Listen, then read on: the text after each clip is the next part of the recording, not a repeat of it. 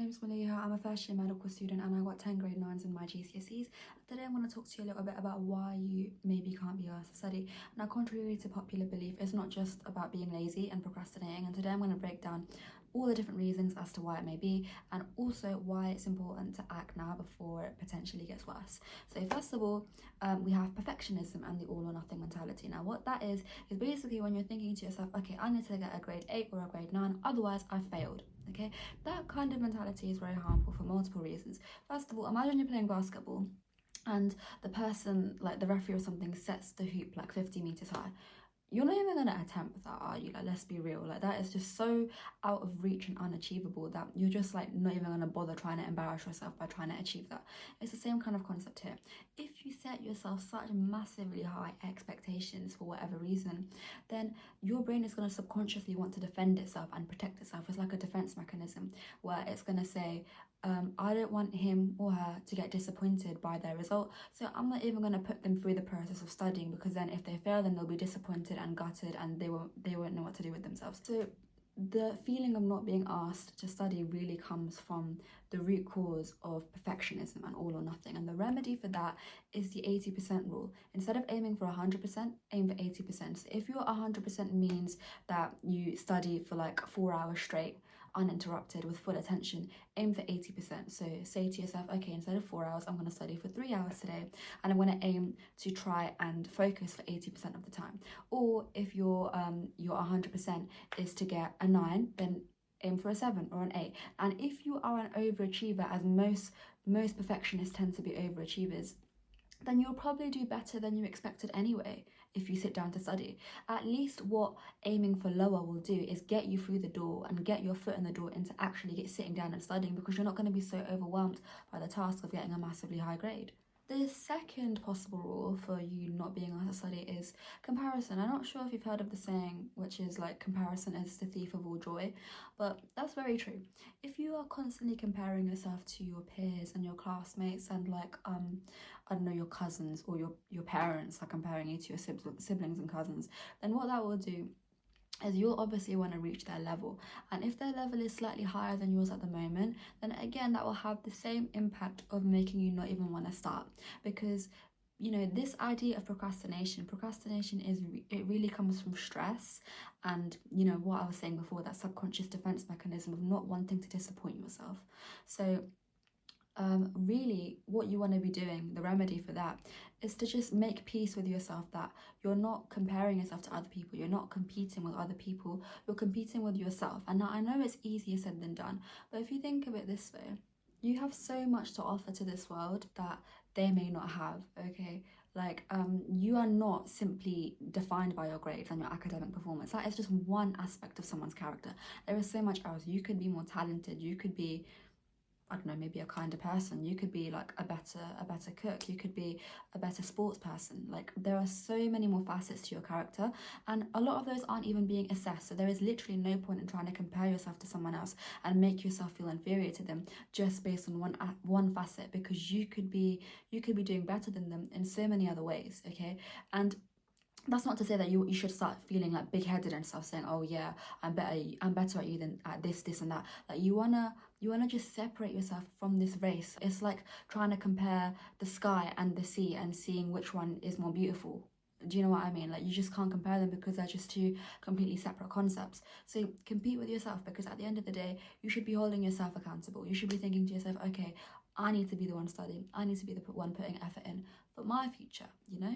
Like not for them or for whoever, for myself. The third one is constant pressure and high expectations. Now this is especially true for overachievers. Now if you have historically been known within your family, within your school and whoever amongst your friends to be getting like the highest grades, then you're going to want to keep the act up, you know, not the act, for want of a better word. You're going to want to keep your reputation up. This actually happened with me. Like when I was in school, well, when I was doing my GCSEs, I got, as I said in the beginning of the video, I got 10 grade 9s.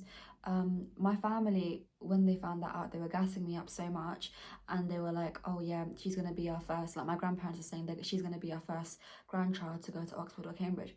Now, you know, I enjoyed the attention at the time. I mean, most people would, but I internalized all of that praise and all of those expectations, like especially what my grandparents said. I just really like took it into me.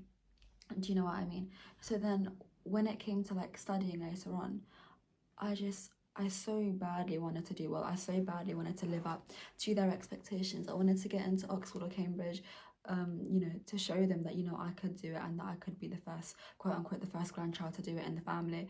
And that gave me so much like overwhelm, if you know what I mean. That did give me a bit of fatigue, to be honest, thinking like, how am I supposed to live up to those expectations? Because, getting into Oxford and Cambridge is like no easy feat, like let's be real.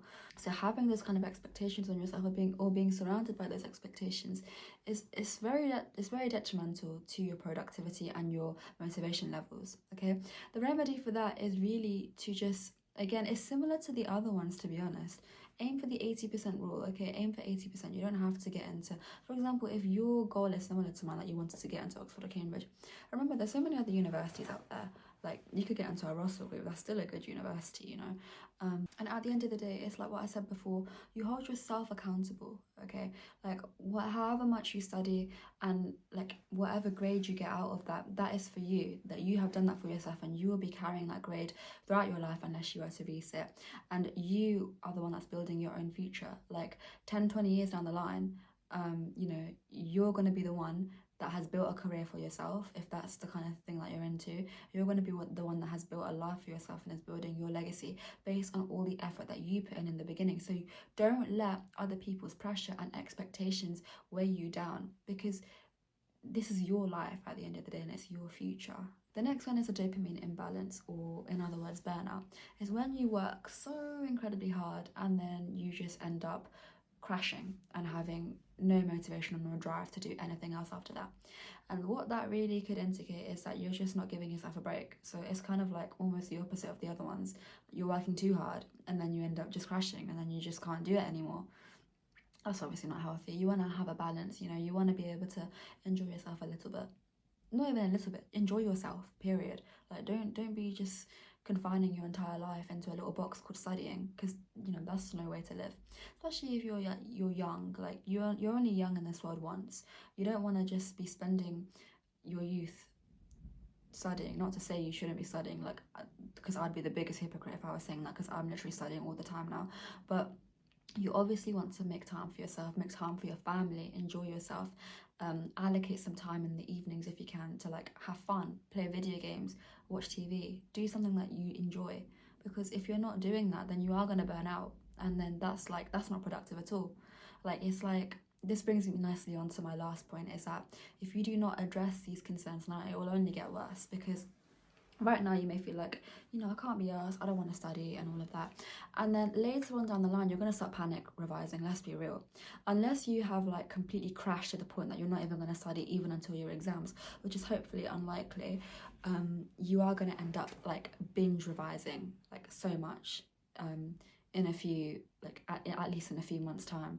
Okay, and you don't want to do that, because if you're binge revising and trying to cram it all in, that's just going to perpetuate everything that we just talked about.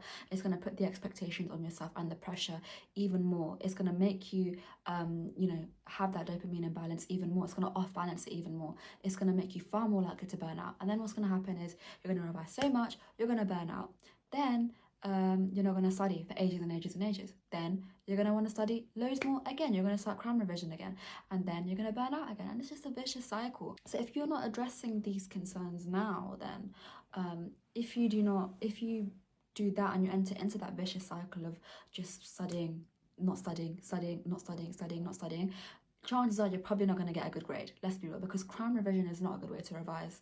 And also for your memory works on spaced repetition, and having these periods of time where you just study loads and loads and loads and then you don't study for ages, you're not going to be able to commit a lot of the information into your long-term memory, because you need spaced repetition to do that. So you're probably not going to get a very good grade. Then the disappointment is going to set in even more. You're going to feel ashamed of yourself maybe. Then you're going to start procrastinating more, and it's just going to perpetuate itself.